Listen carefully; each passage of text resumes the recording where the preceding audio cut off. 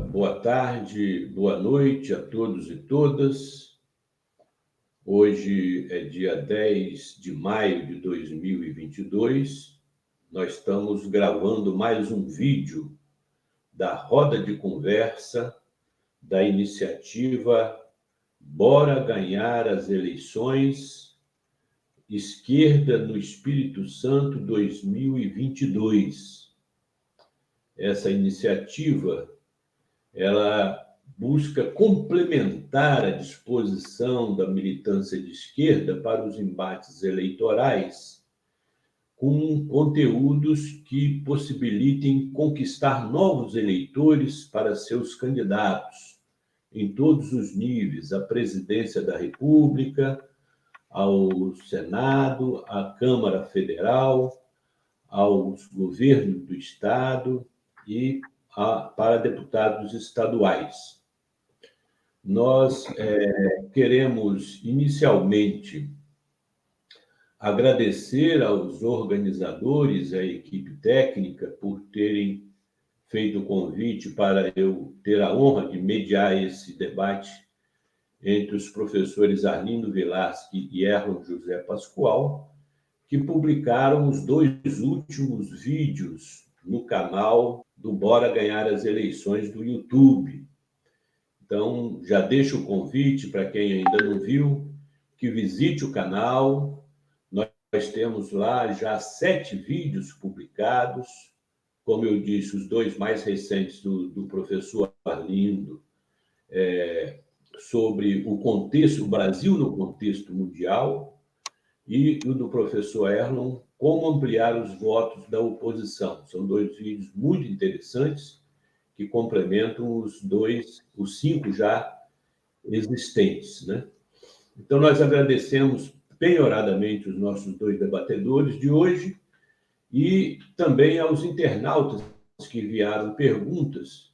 Nós, infelizmente, não vamos citar o nome de nenhum deles, porque foram várias perguntas que foram... Mas fica nosso agradecimento aos internautas que participam do canal, que contribuem com suas sugestões e perguntas.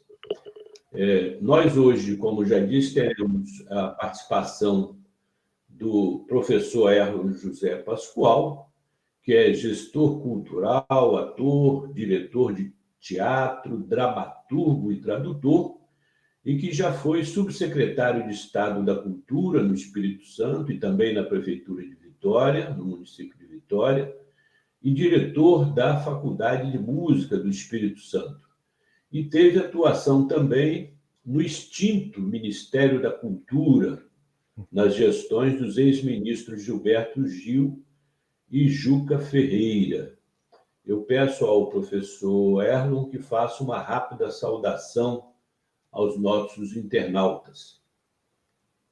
Bem, é um prazer muito grande estar aqui, junto com o Paulo Bubarra, Arlindo Vilasque. Eu queria cumprimentar os 2 e dizer que eu tenho muito prazer em estar ao lado de vocês e cumprimentar a todos que estão nos assistindo e que vão nos assistir depois, né? Porque esse ano vai ser de muita luta. Então, bora ganhar as eleições. Isso, professor. E também nós temos como debatedor o idealizador dessa iniciativa, o nosso querido professor Arlindo Vilasque, que é pesquisador por opção e eterno aprendiz por convicção, conforme ele diz. Então, professor Arlindo, sua saudação para os nossos internautas. Bem, saudações, Paulo, saudações, Erlon, saudações a todas as forças democráticas que nos escutam, que nos ouvem, não sei quando. Todos juntos pelo Brasil. Muito bem, professor. Obrigado mais uma vez a sua participação. O professor, em seu vídeo que foi publicado há alguns dias no canal, ele diz que o grande patrimônio do Brasil é nossa gente e nossa natureza. E o professor Erlon lamenta a destruição do Ministério da Cultura pelo genocida que está ocupando a cadeira de presidência da República, junto com toda a sua trupe, né? E que estão tentando destruir a possibilidade do Brasil. Então, nós passamos imediatamente às perguntas. Nós lembramos aos debatedores que cada pergunta tem 5 minutos, aproximadamente, para a resposta, e que pode ser comentada em até 3 minutos pelo outro debatedor não diretamente perguntado.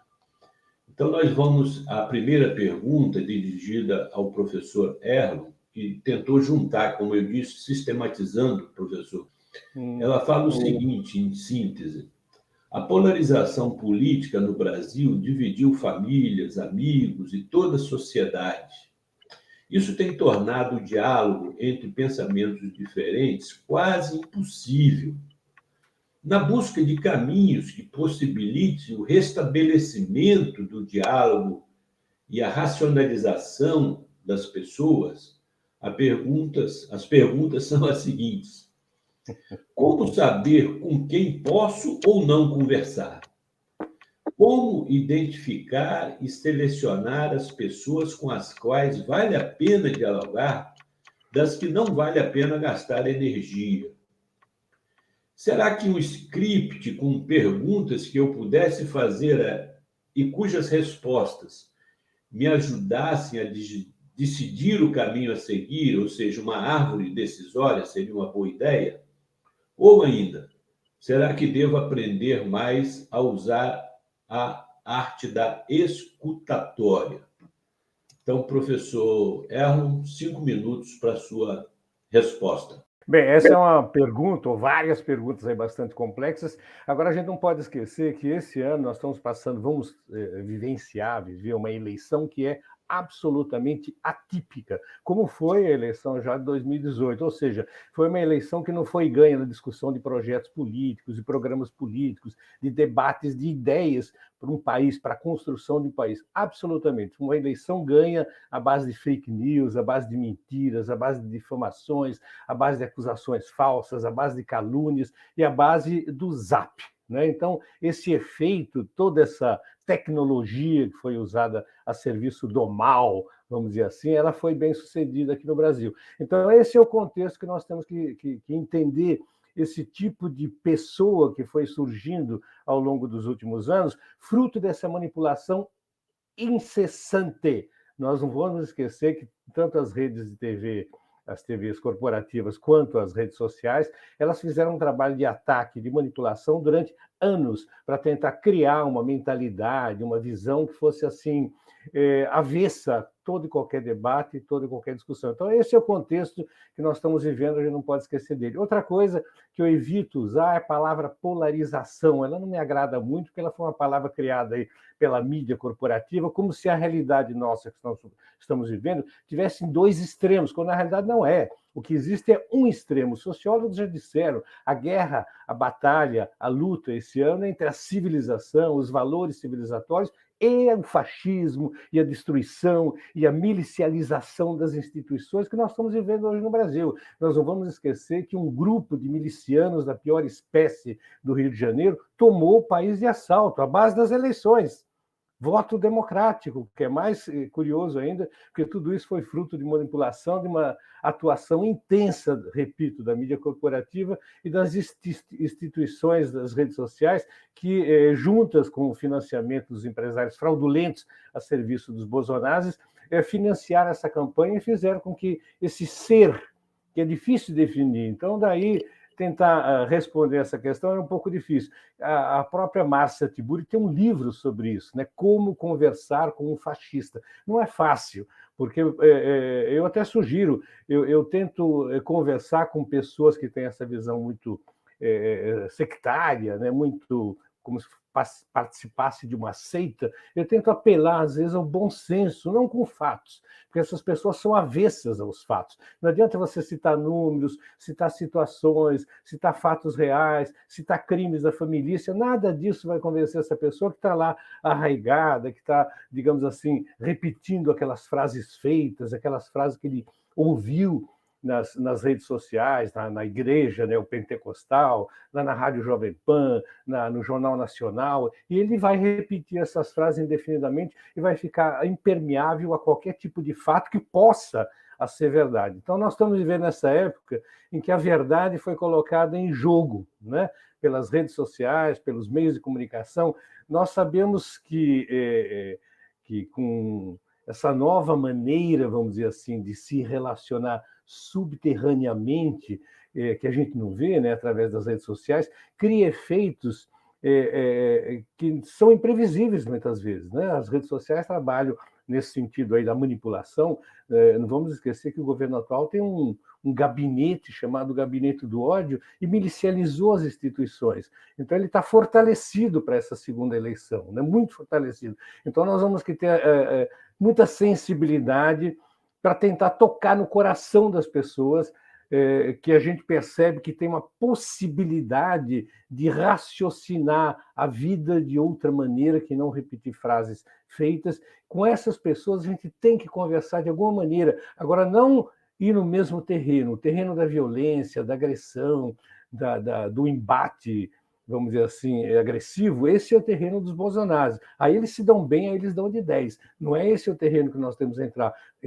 Nós temos que tentar tocar o coração dessas pessoas. Afinal, o que nós queremos recriar é o senso de coletividade que está sendo destruído por essas milícias. O senso de pertencimento a grupos sociais, a classes sociais, a um país. Os milicianos estão destruindo isso. E a gente só pode... Quer dizer, existem vários caminhos para isso, a gente tem que ir descobrindo, mas uma maneira é tentar tocar o coração das pessoas de alguma forma, dependendo da pessoa com qual eu converso. Cada um tem uma história, cada um tem uma ambição, cada um tem um sonho. Então, dessa maneira, a gente vai tentar entrar em contato com essas pessoas e fazer com que a gente consiga, pelo menos, conversar. Não digo convencer. Eu, na minha vida pessoal, vou confessar a vocês, eu não tento convencer ninguém. Eu tento conversar quando é possível. E conversar quando eu percebo que essa pessoa tem a tal visão diferente que vocês estão na pergunta, é tentar, repito, tocar o coração, o bom senso. Eu acredito que todo ser humano lá no fundo tem um pingo de bom senso, onde a consciência fala, peraí, né?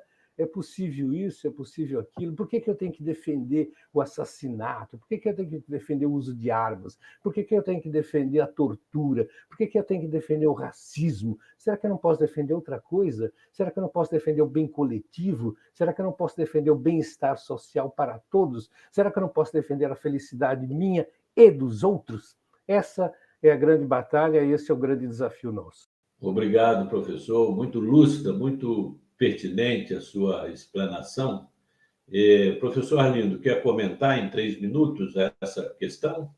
Eu acho que o Elon já falou praticamente tudo. Eu apenas gostaria de enfatizar que, sim, nós precisamos conversar em família, no corpo a corpo, na rua, com colega de trabalho, nas redes sociais. Conversar, compartilhar o verso. Porque, contrariamente à oposição, a esse governo que está aí, que não tem uma proposta, nós temos propostas.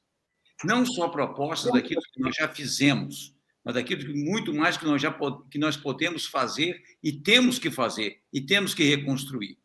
Mas, acima de tudo, é chamar a atenção, é garantir, é assegurar que nós fazemos isso tudo dentro do jogo democrático. Nós ganhamos eleições com propostas concretas, nós exercemos o poder de forma democrática, respeitando os demais poderes, respeitando a imprensa, respeitando o Congresso, respeitando o Judiciário, respeitando os militares. O governo, o nosso governo, respeitando, e muitos os militares. Respeitamos os governadores, respeitamos os prefeitos, independentemente se eles eram de oposição ou não. Então, a nossa proposta é uma proposta, sim, de transformação social, mas através da democracia, que é o maior valor pelo qual nós estamos lutando nesta eleição. Muito obrigado, professor Arlindo. Complemento fundamental. O professor Arlindo, que vai receber a próxima pergunta, além de pesquisador por opção e aprendiz por convicção, já teve a oportunidade de acumular um bom cabedal de saberes em sua experiência profissional.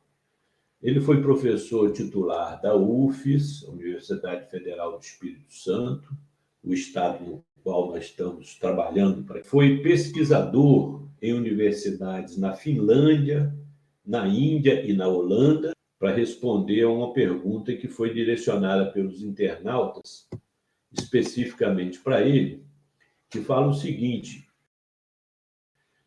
encontrei no vídeo O Brasil no Contexto Mundial, que foi publicado recentemente no canal Bora Ganhar as Eleições do YouTube, tantos saberes motivadores e tanto experienciamento que me atrevo a perguntar: será possível o Brasil se tornar protagonista mundial? Como e em quais áreas? Professor Arlindo, 5 minutos para a sua resposta. Muito obrigado pela excelente pergunta. Sim, nós podemos ser protagonistas em todas as áreas que são portadoras de futuro.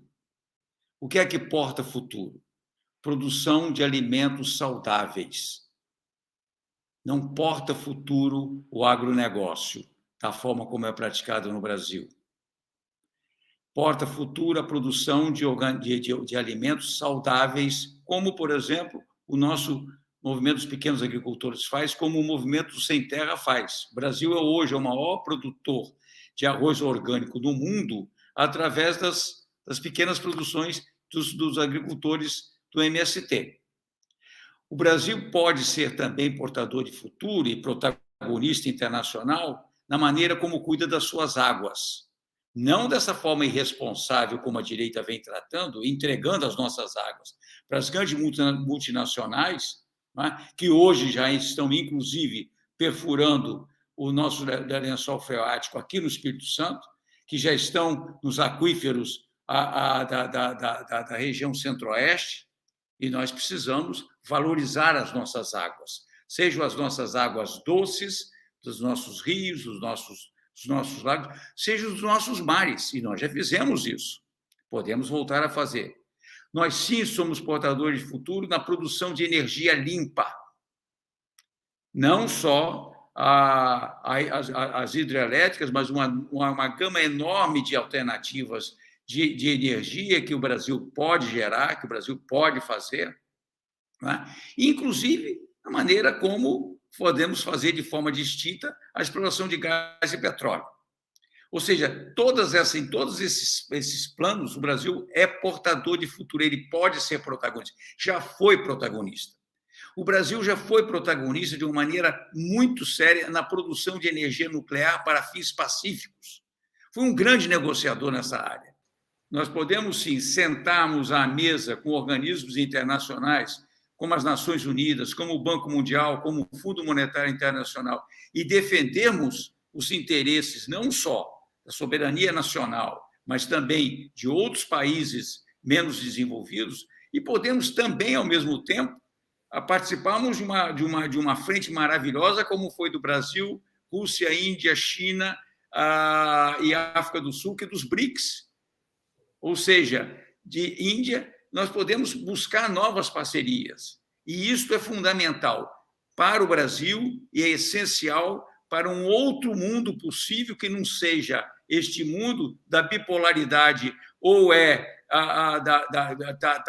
adequado aos Estados Unidos ou então é demonizado de qualquer outra alternativa. O Brasil pode ser esse protagonista. O Brasil já foi esse protagonista. O Brasil é um país grande demais para ficar tão subordinado aos interesses do Departamento de Estado dos Estados Unidos e tão submisso aos interesses comerciais, principalmente dos Estados Unidos, da Alemanha, da Inglaterra, da França. Nós precisamos exercer a nossa soberania, nós precisamos exercer a nossa independência, nós precisamos exercer tudo aquilo que o Brasil pode e já foi comprovado que pode fazer. A gente simplesmente precisa retomar esses projetos. Obrigado, professor Arlindo. Muito boa a sua explanação. Professor Erlon, gostaria de comentar esse tema por 3 minutos? Só um aspecto que o Arlindo já disse, aliás, e muito bem, que é o fato de que o Brasil já foi né, 2003 a 2012, o Brasil foi uma referência no mundo, em todas as áreas, como disse o próprio Arlindo, né? Só enfatizar que na área da cultura, na qual eu tive a oportunidade de trabalhar na ocasião, no Ministério da Cultura, o Brasil foi referência mundial no combate à fome. O Lula é um grande líder mundial até hoje, por conta dessa luta contra a fome, contra essa coisa hedionda que existe no planeta Terra, fruto do capitalismo desenfreado, selvagem. O Lula é referência mundial nesta luta pela humanização da nossa espécie, ou seja, fome ninguém pode passar. Então o Brasil já teve essa posição, já foi muito admirado. Eu tive na oportunidade, o Arlindo deve ter tido também, fiz viagens internacionais acompanhando a comitiva do presidente Lula dentro da área da cultura e via o quanto o Brasil era referência em todos os sentidos, em todos os aspectos. O Brasil, para a Alemanha, inclusive o Arlindo citou, a atividade cultural no Brasil, as políticas culturais viraram referência para toda a América Latina. Eu tive algumas viagens na América Latina, tudo aquilo que nós estávamos implementando na área da cultura era referência para a Argentina, para o Uruguai, Paraguai, enfim, para quase todos os países. Então, o Brasil já teve essa força de liderança da América Latina, liderança do continente africano, de tentativa de mediar conflitos internacionais, e tudo isso foi destruído, tudo isso foi jogado no lixo pelos milicianos genocidas. Então, outra luta nossa, ao mudar o governo desse país, é retomar essa posição de destaque que o Brasil merece. O Brasil foi a sexta economia do mundo, estava passando para ser a quinta. É o quinto país em termos de grandeza geográfica, então ele não pode ficar nessa posição subalterna de continuar a ser um quintal, um mero quintal dos Estados Unidos. Obrigado, professor Erlon. Complemento muito fundamental. Naturalmente, a gente observa ao longo da história essas constantes tentativas de impedir o desenvolvimento do Brasil, né? Afinal, o Brasil é um dos poucos países no mundo que tem potencialidade para concorrer com as grandes potências, né? Então, nessa quadra terrível que a gente está ultrapassando, é muito visível essa tentativa de destruir essas potencialidades, né? A desvalorização do nosso povo, o ataque ao meio ambiente, à nossa cultura e até a ridicularização do Brasil no plano internacional. Ou seja, são patrimônios valorizadíssimos que estão sendo desperdiçados, infelizmente, por essa irresponsabilidade atual. Mas nessa linha, professor Erlon, nós temos aqui outras perguntas.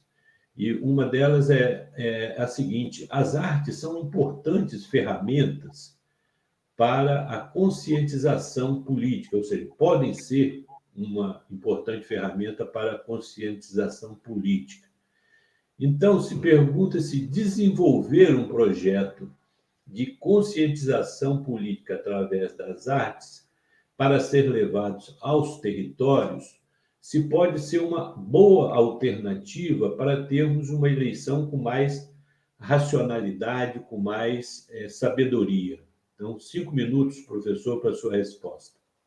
A arte tem uma capacidade de mobilização, uma capacidade de abrir, vamos dizer assim, a visão de mundo, ampliar, melhor dizendo, a visão de mundo das pessoas, como nenhuma outra atividade humana, né? A ciência consegue isso, mas a arte tem a sensibilidade, tem a imaginação, tem o sonho, tem uma série de coisas vinculadas a ela que fazem com que a vida se torne não só mais bela, mas digna de ser transformada. Então, vários teóricos ao longo da história da arte, o Bertolt Brecht na Alemanha, criou toda uma teoria e uma prática também voltada ao ensino do teatro na escola, para que o teatro fosse uma força de transformação social, né? E isso, em vários momentos da nossa história, aconteceu. É óbvio que essa proposta aí, quem fez essa pergunta, seria ótima, nós não vamos ter tempo para isso.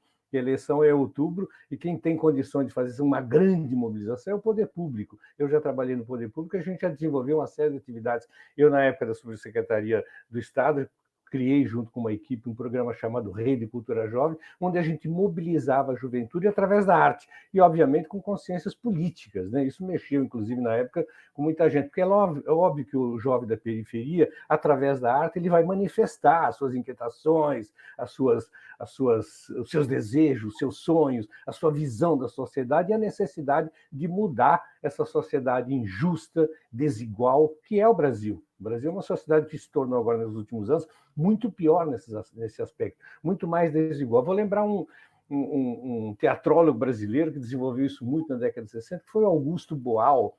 Ele criava, só para dar um exemplo rápido, aquilo que ele chamou na época teatro invisível.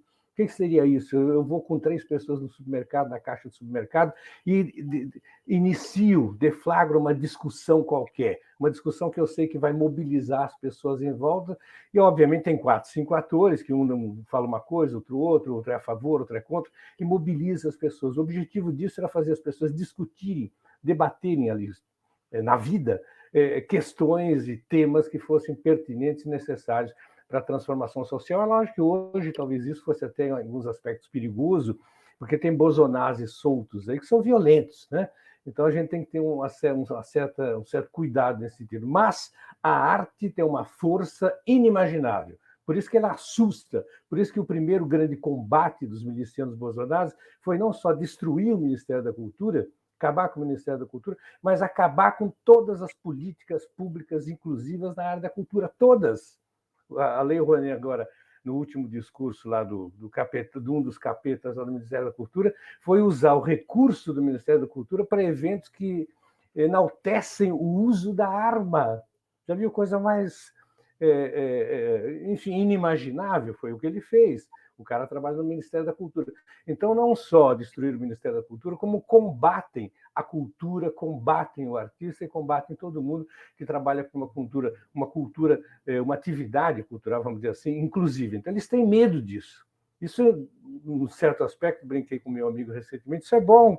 Eles têm medo de nós, eles têm medo da poesia, eles têm medo do sonho, eles têm medo do verso, eles têm medo das inquietações que movimentam e que movem a vida de um artista. Então, vamos ativar esse potencial que todo brasileiro tem. O Brasil é conhecido no mundo pela força da sua arte, sobretudo pela força do seu futebol, que atualmente está, coitado, né? Não está tão bom assim, pela força da sua natureza. O Brasil é conhecido no mundo, Amazônia, Sete Quedas e tudo mais, e pela força da sua cultura, em todos os aspectos, dança, música, tudo aquilo que o mundo, digamos assim, tanto admirava, porque agora estão nos olhando com um olhar assim incrédulo e atônito, como eu muitas vezes também olho para o meu país, né? Quer dizer, aquilo que foi um sonho que estava conseguindo entrar num trilho, conseguindo ser realizado, foi destruído e voltamos lá para trás, em alguns aspectos, lá para a Idade Média, onde o artista passou a ser alvo assim, da fogueira, ameaçado de ir para a fogueira. Mas, de qualquer modo, vamos acreditar e vamos trabalhar para que a arte desenvolva e tenha essa função, Paulo, não só hoje, né, para a eleição especificamente, mas para o futuro do nosso país. Excelente, professor. Muito obrigado. Professor Arlindo, gostaria de comentar? Bem, sem dúvida nenhuma, o grande patrimônio desse país é a nossa gente. E essa nossa gente constituída de diversas raízes. Da raiz dos nossos povos originários, a raiz do africano que veio para cá escravizado, a raiz nossa europeia, principalmente do português que veio, humilde que veio, não é o donatário, não, o humilde que veio trabalhar no nosso sertão, e essa amálgama aí gera uma capacidade de resiliência e uma capacidade de produção artística, conforme diz o Erlon, absolutamente admirável no mundo inteiro, seja nas artes plásticas, seja na literatura, seja na dança, seja no teatro, seja no cinema. E isso está no Brasil inteiro. E eu quero valorizar um aspecto da passagem do Erlon pelo Ministério da Cultura à época de Gilberto Gil e do Juca de Oliveira, que foram os pontos de cultura espalhados pelo Brasil inteiro, que ao invés de simplesmente receberem o que os grandes canais de televisão do Rio e de São Paulo, que reproduzem a ideologia de Hollywood, valorizar aquilo que é produzido localmente.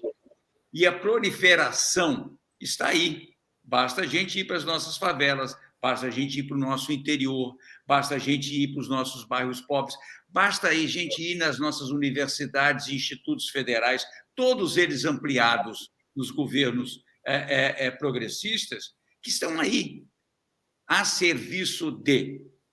E nós precisamos conclamar essas pessoas para participarmos deste movimento, que é um movimento absolutamente das artes. As artes são contestatórias da cultura dominante. A cultura dominante neste país, nesse momento, é da arma. E não tem nada melhor para combater a arma do que a arte. A arte do teatro, a arte da literatura, a arte do livro, da pintura, daquilo que se brota dentro do nosso coração e que a gente quer de melhor para todas e todos. Nós vamos, então, lembrando que nós estamos com a segunda roda de conversa do projeto Bora Ganhar as Eleições, que tem vários vídeos publicados no YouTube, todos muito interessantes, e nós convidamos os internautas a visitarem. Então, nós vamos à pergunta agora ao professor Arlindo. Não temos ainda um projeto das esquerdas para o enfrentamento do capitalismo e da globalização e ao neoliberalismo, que domina o mundo moderno. Então, a pergunta é, a falta de um projeto popular nesse sentido não cria um grande risco da esquerda ganhar as eleições e se ajustar ao status quo e não concretizar as grandes mudanças necessárias e desejadas e frustrar seus eleitores?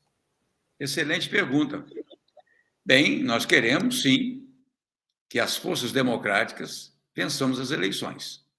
Mas aí a gente vai vencer as eleições para a presidência da República, para o governo do Estado, mas dificilmente nós vamos fazer a maioria no Congresso. Dificilmente nós vamos fazer a maioria na Assembleia Legislativa. Então, quando formos governar, nós vamos ter que governar da maneira como nós nos propusemos, respeitando as instituições democráticas. Nós sim temos projetos, de esquerda, a esquerda tem projetos, mas nós também tínhamos o nosso projeto de esquerda para a Assembleia Constituinte, para o Congresso Constituinte de 86. Chegamos no Congresso, nós não éramos a única força, nós conseguimos emplacar várias coisas. O SUS, o direito universal à saúde, educação, cultura, meio ambiente saudável. Tudo isso foram vitórias das esquerdas, que buscaram pactuar e fazer acordos, sim, com forças mais conservadoras. Esse é o jogo democrático. Nós temos, sim, projetos, nós temos, sim, propostas, mas nós não podemos imaginar que, ganhando as eleições, nós vamos poder implementar todas essas propostas. Por isso é fundamental nós recuperarmos aquele tipo de discussão que foi instaurado no governo do Lula. Em 2003, o Lula instalou um Conselho de Desenvolvimento Econômico e Social da Presidência da República. Na mesa deste conselho sentava desde o Gerdau à direita quanto o Stedley à esquerda. Sentavam representantes dos povos nativos, sentavam quilombolas, mas sentavam também pessoas com outro tipo de formação e com outro tipo de ideologia, mas ali se conversava, se compartilhava verso. Nós também tivemos uma prática excepcional das conferências municipais, estaduais e federais nas mais diferentes áreas. Na área do Elon, da cultura, na minha área da ciência e da do Paulo, da ciência e da tecnologia, da educação, do meio ambiente. Todos esses são processos que buscam gerar consensos. A democracia não se faz através do voto majoritário e acabou. Não, é feito através de consenso. E nós precisamos recuperar esses caminhos, sem dúvida alguma. Temos um projeto? Temos. Temos um projeto específico de combater os efeitos perversos do neoliberalismo? Temos. Já praticamos isso. Os neoliberais detestam Bolsa Família. Os neoliberais detestam programas de cultura, educação para todos, universidade aberta, cotas. Os neoliberais detestam o Banco Nacional de Desenvolvimento Econômico e Social autônomo e fazendo financiamento à agricultura familiar, fazendo financiamento ao pequeno e médio empresário.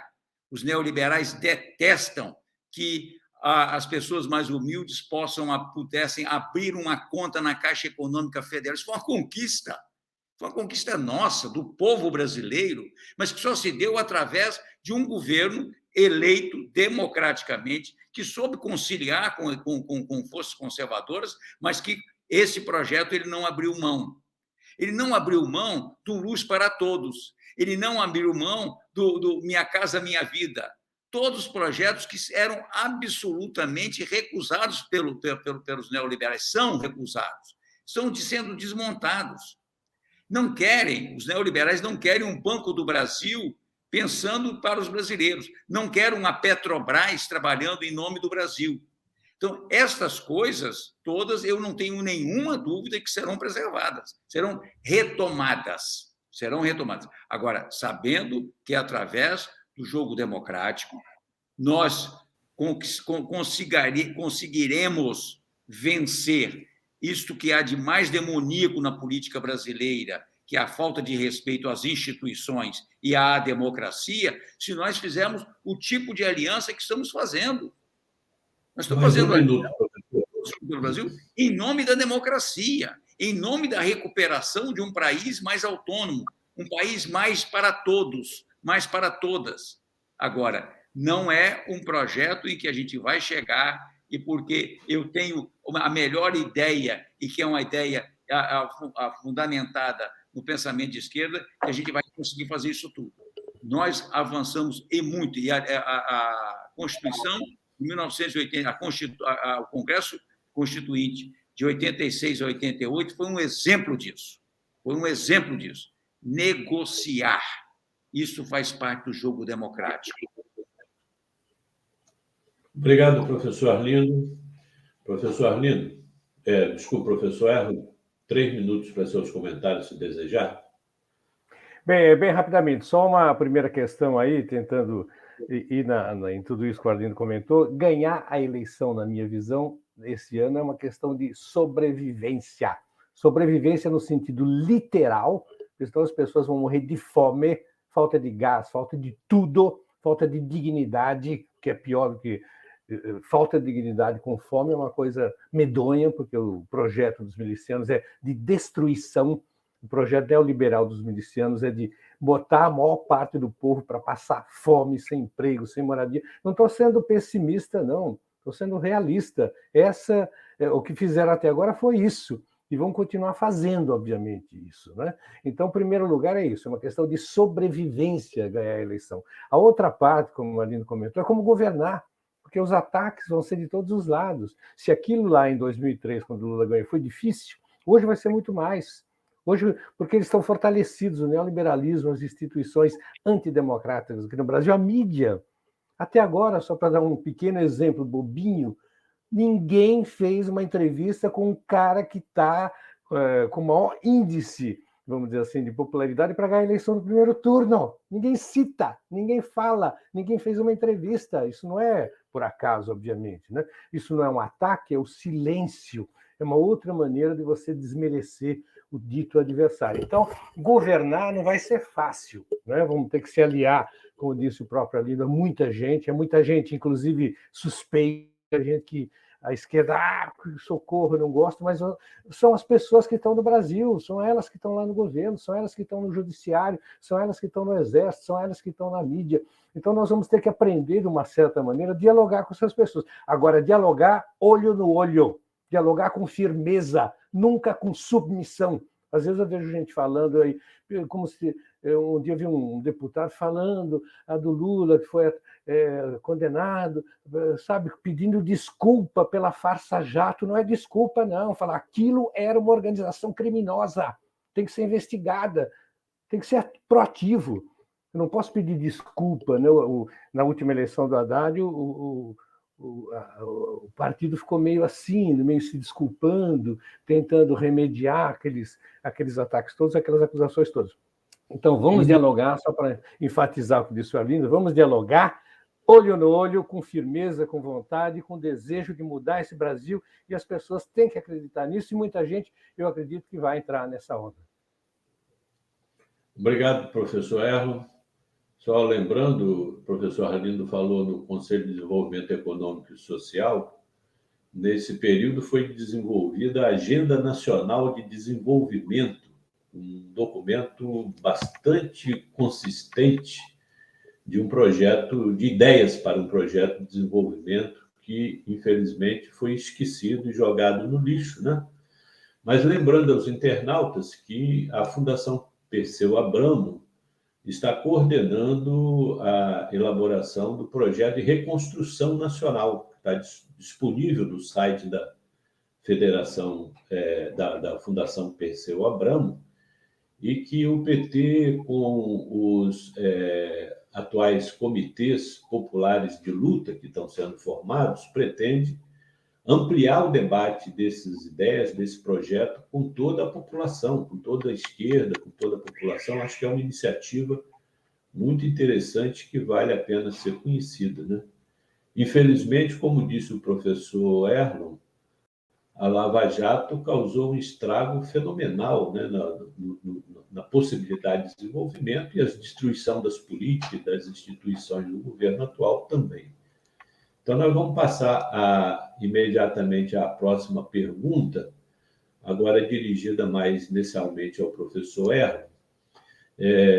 O seguinte: as fake news inundaram as redes sociais e se aproveitam da nossa vontade em acreditar em notícias que corroboram as nossas ideias, mesmo sendo inverídicas. Isso reforça a crença dos indivíduos na sua verdade e torna quase impossível mudar sua opinião. Então, a pergunta é: o que fazer nessa situação? Como desconstruir essas mentiras cristalizadas pelas fake news? 5 minutos, professor Erlon, para a sua uma resposta. Pergunta também bastante complexa. Em primeiro lugar, a gente sabe que as fake news, hoje tem essa palavra bonitinha, fake news, eu brinco, eu chamo de mente news, né? Sempre existiram, de uma certa maneira. Se eu pego lá o nazismo, o Goebbels foi o primeiro a teorizar sobre isso, como manipular as massas com informações falsas. Tanto que vários daqueles preceitos estabelecidos pelo ministro da propaganda nazista são hoje utilizados, né, pelas redes sociais, são hoje utilizados lá pelo Gabinete do Ódio, pelo Cambridge Analytica, né? Então, qual é a diferença de hoje? A Globo, por exemplo, para dar um exemplo, foi a maior propagadora de fake news dos últimos 20 anos no Brasil, né? Uma rede de TV. Então, aquele sítio, você citou lá a Farsa Jato, aquele sítio, aquele triplex, a Globo mostrou aquele triplex todo reformado, com elevador, tudo falso, toda mentira. Eles deviam pagar por isso, isso é um crime, devia ser considerado crime. Mas, enfim, as fake news hoje ganharam uma dimensão que a gente não imaginava através das redes sociais, da velocidade e da capacidade que as redes sociais têm de chegar a você, esteja onde você estiver. Existem teóricos disso. Eu citei o Cambridge Analytica, que fez o primeiro teste lá com o Brexit na Inglaterra, né? Espalharam fake news, e ela trabalha com ingredientes emocionais, não com ingredientes factícios, né? Factíveis. Ele trabalha com medo, sobretudo com medo. Existe teóricos, existe gente estudando isso para tentar articular essas notícias. E as fake news atingem exatamente o medo e a moral. Vamos só lembrar rapidinho lá sem tomar muito tempo, lá do Haddad, por exemplo. As grandes fake news do Haddad até hoje fazem efeito. Até hoje, recentemente conversei com alguém na feira falando do kit gay. O fake news hedionda, qualquer criancinha fala, isso é mentira. Mas até hoje está fazendo o seu efeito, né? Dias antes das eleições, espalharam lá no Zap, sobretudo nas igrejas, naqueles seguidores das igrejas neopentecostais, que o primeiro ato do Haddad era legalizar a pedofilia. Muita gente acreditou. Depois não adianta falar, não, era mentira, não, a eleição já acabou, já foi. Eu recebi em casa, meu filho vai virar próprio. Então, voto no Bolsonaro. Então, lidar com isso não é muito fácil, não. A gente precisa ter consciência, o que é difícil, a gente precisa precisaria aprender isso nas escolas, ter debates sobre isso, ter encontros para discutir como isso funciona. O Cambridge Analytica tem todo um passo a passo de como chegar lá no indivíduo, como estudar o perfil. Hoje vocês sabem que seja o Google, seja o Facebook, essas grandes empresas, esses grandes monopólios da comunicação mundial, eles têm o nosso perfil, eles estudam o nosso perfil. Começou com 5 diferenciações, hoje são 20 itens que identificam o Erlo, identificam a Arlindo, identificam o Paulo, identificam cada cidadão. E faz aquilo que já tem até nome, né, que eles chamam de micro-targeting, quer dizer, a propaganda micro, né?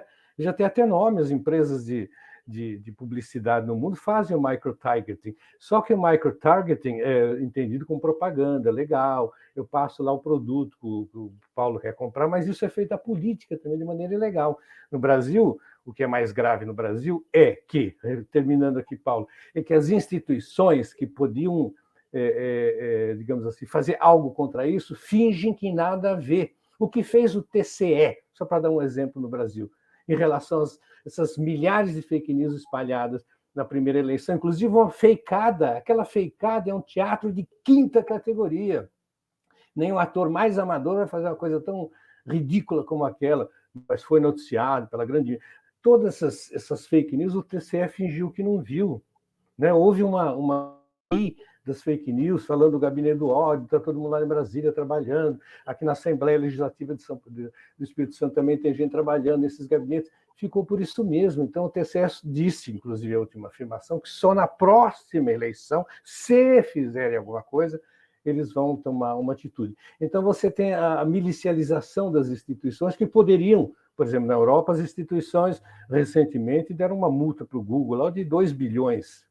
Então, existe o poder público tentando brecar esse tipo de ataque, vamos dizer assim, à população que fica refém, né? Então, eu não tenho solução realmente para isso, Paulo, quer dizer, a não ser exigir das instituições uma atuação mais correta, como deveria ser, né? TCE, essas instituições, todos, o próprio STF, devia ter uma atitude mais rigorosa em relação a essa bagunça que está lá no Palácio Presidencial, o gabinete do ódio está lá, né? Todo mundo sabe disso. Não é segredo, os próprios deputados deles já falaram isso, todo mundo ali trabalhando, fazendo dia e noite, espalhando as fake news. E discussão, debates com as pessoas, com os jovens, para tentar entender como isso funciona, e a partir desse entendimento, como Adorno dizia, nossa única arma nessa indústria cultural é o discernimento. É difícil, mas é a nossa única arma, então nós temos que espalhar possibilidades, o próprio Arlindo comentou, conferências, discussões, debates, para poder, com esse tema,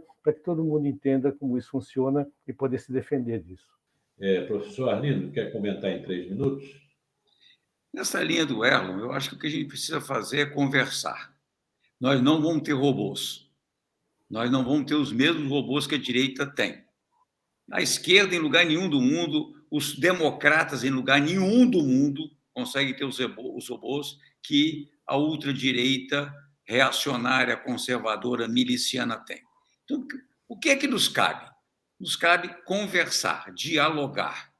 Na rede social, vem na minha bolha, ou vem na minha rede, vem alguma fake news, quer dizer, isto é falso, está provado aqui, aí buscamos levar a conversa, fazemos a discussão comparando o que foram os 2 governos, o governo do Lula com o governo que está no poder. Seja no respeito às igrejas evangélicas, no respeito a todo tipo de denominação religiosa e principalmente aos cultos dos nossos nativos e aos cultos dos nossos afrodescendentes. Respeito. Ninguém quer que ninguém adira a essa religião ou aquela, mas todas as religiões têm que ser respeitadas.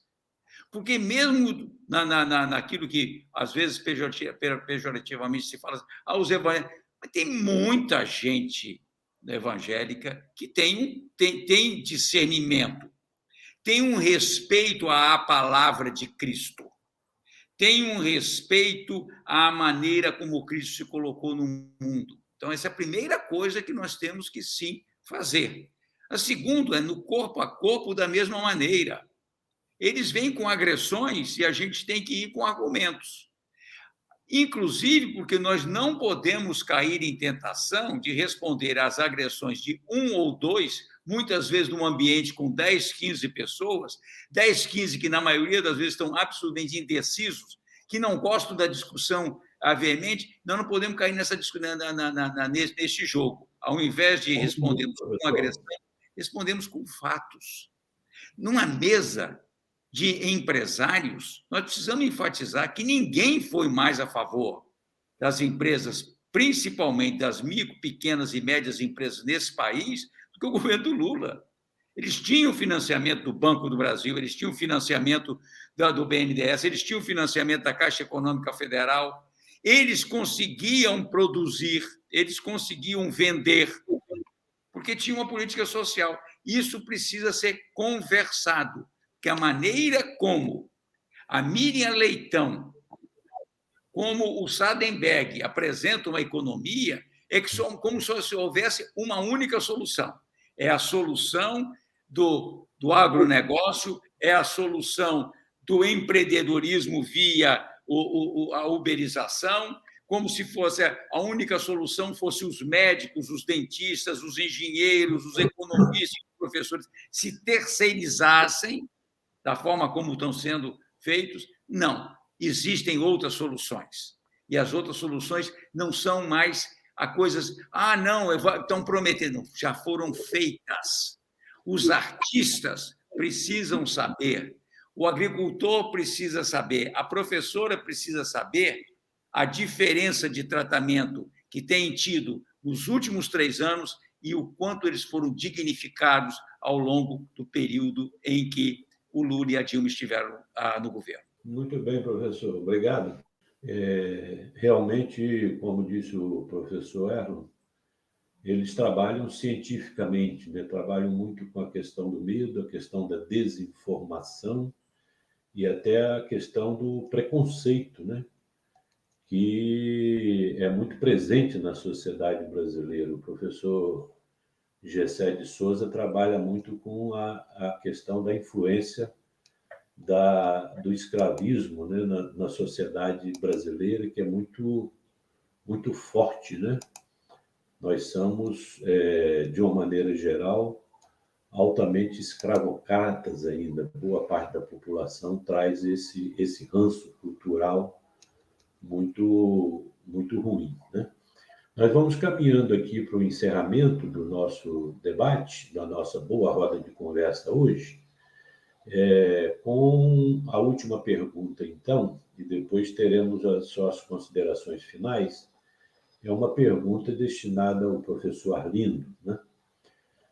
A ideologia da direita fez com que grande número de pessoas se sintam um povinho, sem grandes perspectivas. A pergunta é como desconstruir essa pecha secular e valorizar o povo brasileiro, resgatando desse lamaçal em que ele foi levado nos últimos tempos. O professor tem 5 minutos para a sua resposta. Bem, eu agradeço muito. Essa é uma pergunta fundamental. Nós, no Brasil, precisamos muito nos orgulhar do grande patrimônio que o Brasil tem de melhor. Câmara Cascudo já falava isso, né? O que o Brasil tem de melhor é a sua gente. E a gente tem que se orgulhar. A gente tem que se orgulhar da nossa negritude.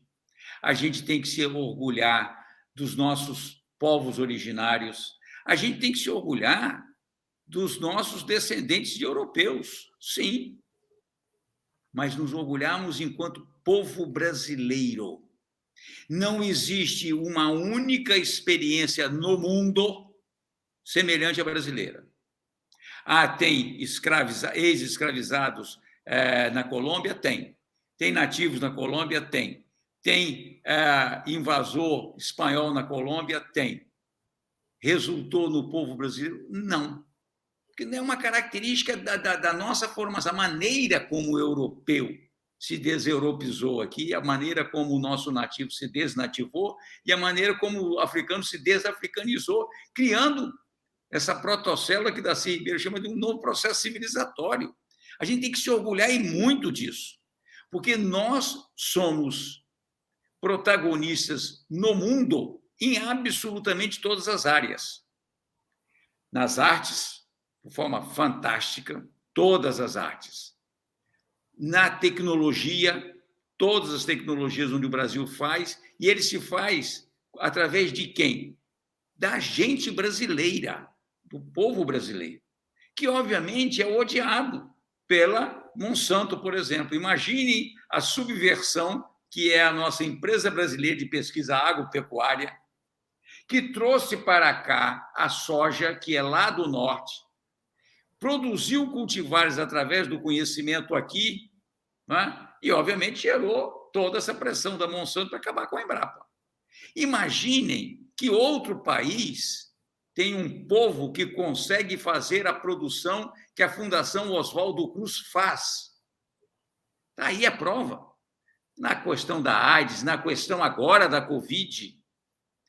Que outro povo é capaz de ter um sistema único de saúde da dimensão que o Brasil tem? Então, todas essas coisas são para a gente valorizar o nosso povo para muito além daquilo que muitos querem que a gente olhe. Tá? O Brasil, isso é uma leitura absolutamente reacionária, absolutamente que tem que ser banida do Brasil. O Brasil é um país onde o nativo é visto como preguiçoso, o malandro, o afrodescendente, o negro, como malandro, e o português que veio para cá para se embrenhar, não é o português donatário de terra, não, que veio se embrenhar lá pela Caatinga, ou que eventualmente veio, inclusive, aqui buscar riqueza, adentrando pelo nosso território no Sudeste, como sendo burro. O Brasil tem a piada do português, gente. Vocês querem uma coisa para denegrir mais ainda o povo brasileiro do que todas essas piadas? Mas denigre também a mulher. Denigre também o pobre. E transforma as vítimas de um sistema perverso, que é um sistema perverso desde que o europeu invadiu o Brasil. O sistema é perverso. Então, busca perpetuar um sistema perverso através deste tipo de ideologia que valoriza pouco. E quando a gente começa a valorizar as coisas do Brasil, a criatividade do Brasil, nós vamos ver o quê? O design fantástico que o Brasil consegue produzir, os softwares maravilhosos que os brasileiros conseguem produzir, a tecnologia ótima que o Brasil consegue produzir em todas as áreas. Na energia limpa, na energia nuclear para fins pacíficos, na produção de alimentos, a tecnologia que permite o Brasil ter saído do mapa da fome através de um programa absolutamente singular no mundo. A Bolsa Família é um projeto que é valorizado por onde você passa. O Banco Mundial elogiou. Você sabe por quê? Porque o Bolsa Família é o primeiro programa no mundo que não só eliminou a fome para a geração presente, mas que também, em função das características de exigir que a criança fosse à escola, que fosse vacinado, acabar com o ciclo vicioso da pobreza. O que é o ciclo vicioso da pobreza? Filho de pobre, pobre será. E quebrou esse ciclo. O filho da empregada doméstica entrou na universidade. Acabou com o ciclo da pobreza. O filho do agricultor familiar foi fazer um curso e hoje é um cientista. Acabou com o ciclo vicioso da pobreza. O filho do agricultor pobre foi estudar e conseguiu ser mais produtivo na agricultura. O filho da lavadeira ou a filha da lavadeira teve a sua arte valorizada porque foi à escola, participou de um ponto de cultura. É isso que nós precisamos resgatar. este orgulho de sermos brasileiros. E só se orgulha de ser brasileiro aquele que não só desfrauda a bandeira em nome da ordem e do progresso sob a tutela da arma, mas são brasileiros aqueles que defendem o verde e amarelo, que é da independência, da autonomia, do olhar no olho e ficar orgulhoso de sim, somos brasileiros, sim, somos democratas, sim, somos igualitários. Obrigado, professor Arlindo. Professor Erlon, quer comentar? Bem, só um aspecto bem rápido, então, porque isso é fundamental em qualquer país, em qualquer povo, um povo que tem orgulho de ser o que é, um povo que tem orgulho de nascer naquele país que nasceu. O Brasil tem uma tradição, o Paulo citou o José Souza, fala dessa tradição escravocrata, que vem até hoje, a classe média se comporta como se fosse um escravista, né? O próprio José Souza brinca várias vezes, trata o garçom, o gari, a empregada doméstica, todo mundo que é subalterno, trata como se fosse um escravista, com desprezo, com ódio, com raiva, com desdém. Ao contrário, você vai na Europa, por exemplo, é diferente, né? Lá como não houve escravidão, então o respeito entre as classes, entre as pessoas, isso é um respeito de ser humano para ser humano. Aqui no Brasil, essa é a nossa realidade. Mas, como disse o Arlindo, a gente já vivenciou outra coisa. Já vivenciamos um momento, uma década, em que os quilombolas foram valorizados, foram empoderados. As pessoas passaram a ter orgulho de estar num quilombo, de ser um quilombola, né? As pessoas passaram orgulho de fazer parte do LGBT, né? De estar nesse grupo que tem opções sexuais diferentes, digamos assim, daquilo que é chamado de normalidade. Tem orgulho de ser negro, né? A negritude, que na década de 70 ganhou um espaço muito grande na cultura mundial, aqui no Brasil, naqueles 10 anos, ganhou políticas públicas específicas, ganhou secretarias específicas para trabalhar essas questões. A mulher, como disse o Arlindo, ganhou secretarias específicas também, né? Teve a Lei Maria da Penha, teve várias posturas do governo para empoderar esses seres humanos que são fundamentais para que a sociedade viva de maneira pacífica. O Brasil, como disse já o Arlindo, ele é formado por essa miscigenação. Então, nós temos que ter respeito por todos que aqui vieram, todos que aqui estão, seja de que cor for, e que sotaque tenha, não importa, nós somos esse país. Isso que foi fruto da admiração do mundo. Nós somos o único país do mundo que tem essa característica de miscigenação. Outros países, como os Estados Unidos, têm todos os grupos sociais, mas cada um no seu lado. Né? Italiano para lá, chinês para cá, negro para lá, branco para cá, ninguém se mistura. Aqui no Brasil é toda essa salada mista, né? Que é a nossa qualidade. Aquilo que foi visto em outras épocas como defeito é a nossa grande qualidade. E o Brasil, em 2005, eu participei disso, lutou para a aprovação na Unesco da Convenção da Diversidade Cultural, que é a nossa grande riqueza.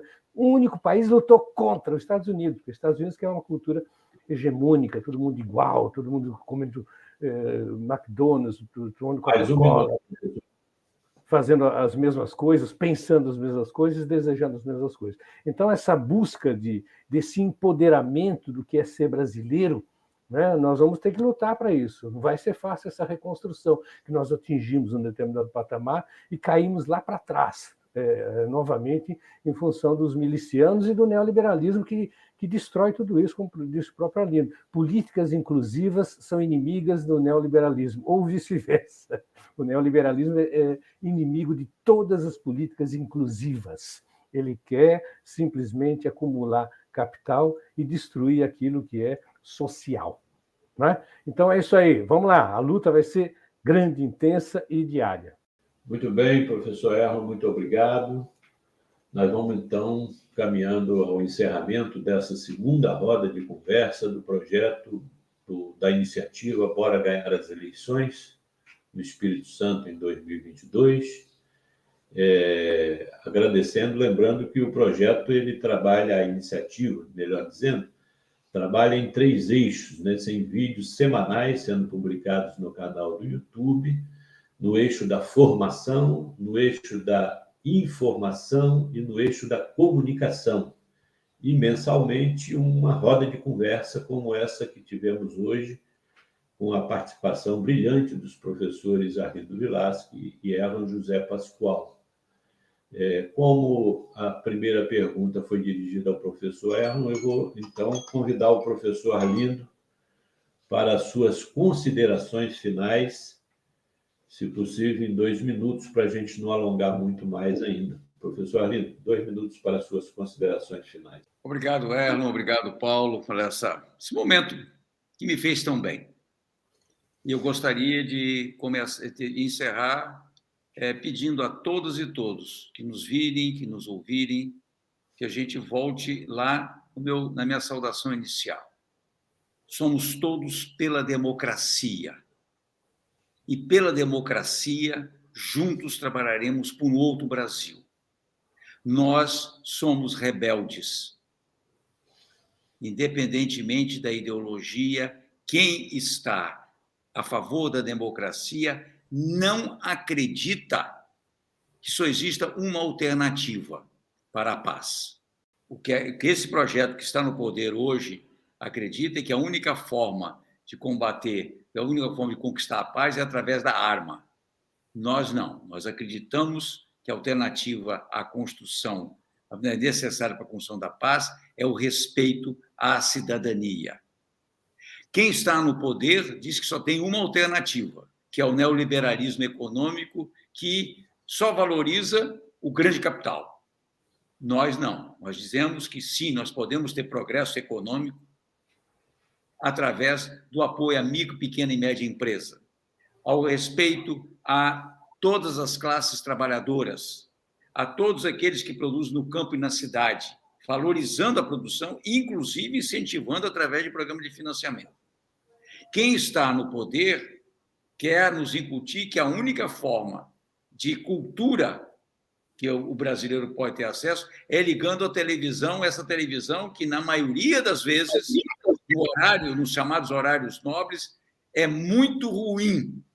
Não faz jus sequer à boa programação que tem em horários poucos vistos. Nós não. Nós acreditamos, sim, que existem alternativas extraordinárias, tanto na televisão, quanto nas mídias sociais, quanto na cultura do povo no dia a dia. Então, nós temos alternativa.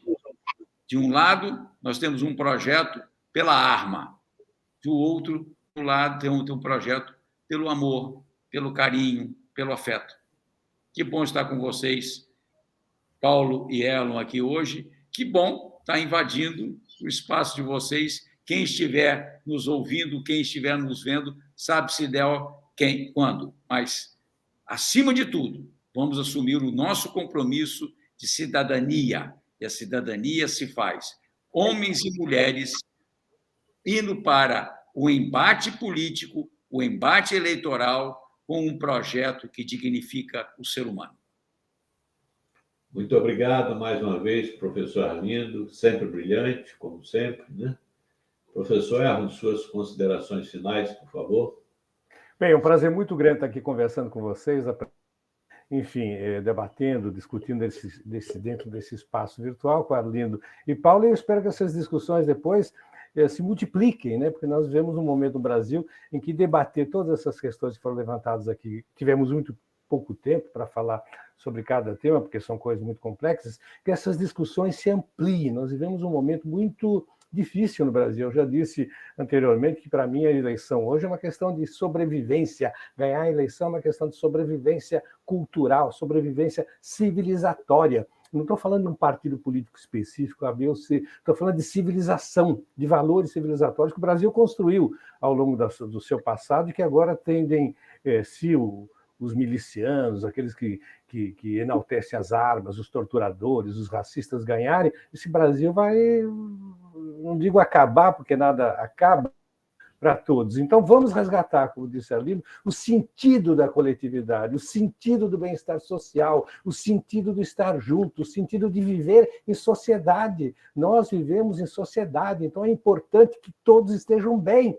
É óbvio dizer isso, né? É óbvio, mas é fundamental a gente trabalhar para que isso aconteça, para que todos possam viver bem, viver dignamente. É isso que nós queremos. Como disse o Arlindo, nós somos democratas, democracia é isso. Todos têm que ter igualdade de oportunidades, todos têm que ter igualdade de direito a acesso a bens públicos, às benesses que a sociedade produz. Isso é óbvio dizer, mas nós temos que lutar por isso. No Brasil, essas conquistas óbvias só são conseguidas através de lutas intensas.